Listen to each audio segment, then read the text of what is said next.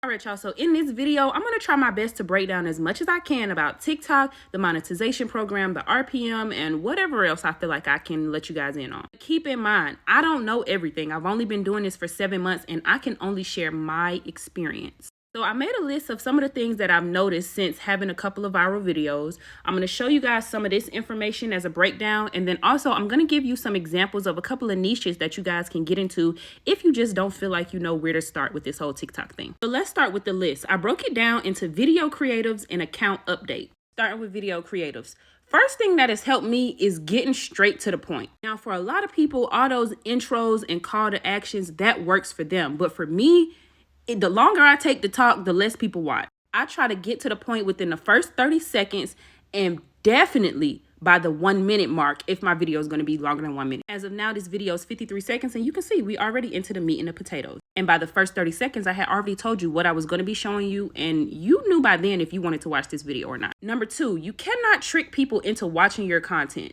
It won't pay off. With that being said, it's really no reason for people to be doing these part 2 videos. If that works for you, then keep it up. But for me, it makes most sense to just get all the information out as quickly as possible in one video. Now, an exception to that is if the video is going to be longer than 3 to 5 minutes, I will do a part 2, which this one might be, but I'm going to just make it one part. And that's just on account of attention spans. Nobody is about to sit here for 7 minutes and watch a video unless it's that interesting. Now, this is one that I had to learn over time. Be intentional about what you say in your video. So like rage baiting, don't do that. You never know who will see your video. The person you're talking about, the company you're talking about, they could literally get in the comments of your video. Their fans, their family could be in the comments of your video. You just never know. And again, these are things that work for me. So I just try to watch what I say. And again, I had to learn that one over time. Just one more piece of information on that last tip.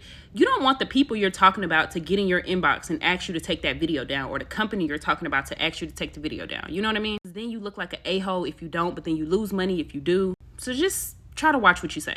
Now, number 4, personally, I haven't experienced this, but I did see somebody else talking about it, and I thought it was a good piece of advice to add in here. When those companies like Barstool or ESPN ask for permission for your videos, usually they're trying to own your videos and take ownership away from you so that they can make money off of those videos and you no longer will. They'll have you take the video down, but then they'll post it on their Facebook, their Instagram, and they'll be making money off of all those platforms while you, the originator of the video, won't make any money. So just something to think twice about. Moving on to account update. Stay away from those follow trains, follow for follow. Help me pay my debt off by watching this video for 1 minute.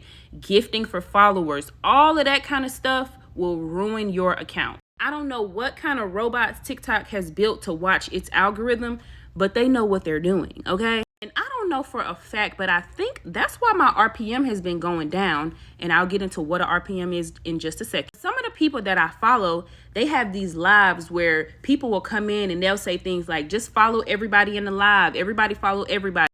I personally don't participate in anything like that. I did like a smidge, and I swear I think that's why my RPM is going down. And this is how I try to think about it. If TikTok is going to pay you for this work, they're going to do everything in their power to make sure that you're not cheating.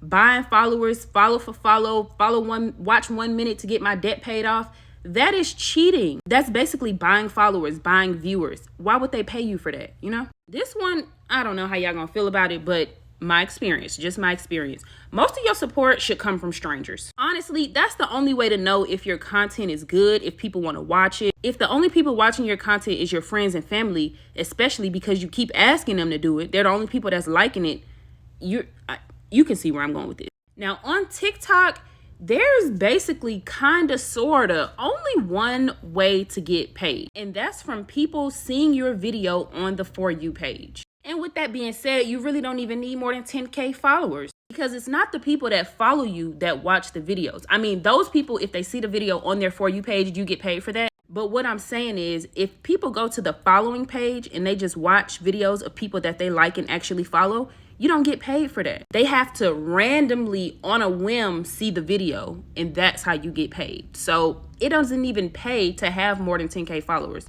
Although if you have more followers, then chances are you'll come up on more people's For You page, if you get what I'm trying to say. And then finally, stay away from them negative comments because they gonna trick you every time. As soon as you respond to them negative comments, banned, striked, community guideline, monetization taken away for 30 days. It could never be worth it. It could never be worth it. If you see a negative comment, just block it. Block the person, make sure they don't see your content no more, make sure they can never comment anything else ever again, and just be done with it. And then these are just a couple of niches I was able to come up with if you're having trouble trying to figure out what lane you should enter into. You can do TV reviews, movie reviews, pilot reviews, music reviews, album reviews. Just giving people your opinion on any of those things would definitely be interesting. ASMR is a huge niche, okay? You can drink soda, Red Bull, you can eat, you can go shopping, you can have nails, you can read books, turn into pages, you could go to the gym, wiping your sweat off, all kind of stuff.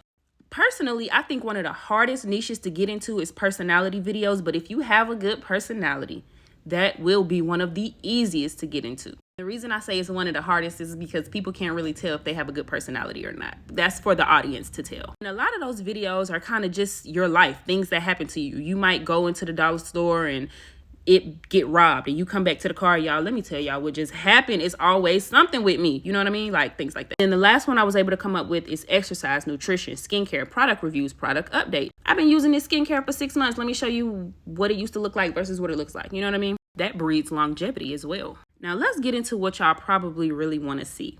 The money. All right, now pause the video for just 5 seconds because I got to make an announcement to 2 different social platforms. I'm going to post this video on TikTok, but I'm also going to post it on YouTube. And if you're watching this video on YouTube, I am sorry, I'm not comfortable putting my TikTok information on YouTube. So this is about as much information as you will be able to see. If you're watching this video on TikTok, you have an advantage because you can just look at the dates and go back and see what videos I'm talking about. Now let's get into it. This video I posted on June the 26th. Got what we would consider 1.8 million views, but it's not all 1.8 million views when it comes to the money. These are the likes that it got.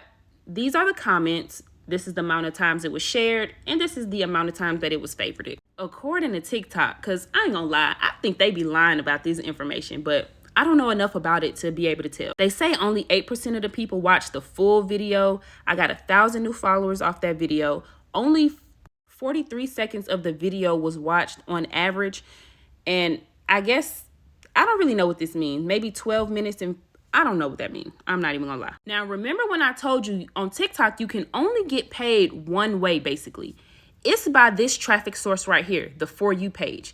And so about 98% of those people watch my video from the For You page, and that's good. If people go to your personal profile and watch your video, see it some other way by maybe somebody DMing it to them, if they search for the topic and your video comes up, if they see the video on your following page, if they click on a sound and watch your video, you will not get paid for any of these things. Now, remember I told you the video had 1.8 million views, but it's not all 1.8 million when it comes to the money. When it comes to the money, I only got 1.2 million views that were eligible for pay, and I'll get into that in a second. According to TikTok, 50% of the people that watch this video have seen some of my stuff before, and 50% of the people that watch this video had never seen me before. Non-followers, which is pretty good because that means generally they would have seen the video from their For You page and I would have got paid. This is the gender of the people watching my videos. You can use that to your advantage however you see fit. This is another part that I like to look at because you can see if a lot of my viewers are younger, then I can talk about more trendy stuff. I can kind of be a little bit more vulgar, more hip, if you will. This is my age group. So, you know, I just kind of go off of what I like to see when I cater my videos towards these people. If most of my video viewers were within this age range or maybe this age range, I would tone down my content. I wouldn't curse, which I don't. I wouldn't talk about vulgar stuff, which I try not to. And so that's just how I use this information. Now, this is where I lost a lot of money on this video. You only get paid if the people watching your video live in the United States. So if we're looking at this chart, this is almost 40% of my views that I did not get paid for just because these people don't live in the United States. Remember I told y'all I've been in those grow rooms, unfortunately, so my RPM has gone down. It used to be way over $1. So where I would have originally got about $1,200 on this video, I only made $813. And I'm running out of time, so here's one last example of how that RPM matters so much. In this first week of July, I got over 2 million video views. That should have easily been over $2,000. But this is what I've been making because my RPM is so low right now. But I'm grateful for every red penny TikTok give me. And that's all the information I got for you guys. Follow for more, I guess, or get in the comments with any questions you have.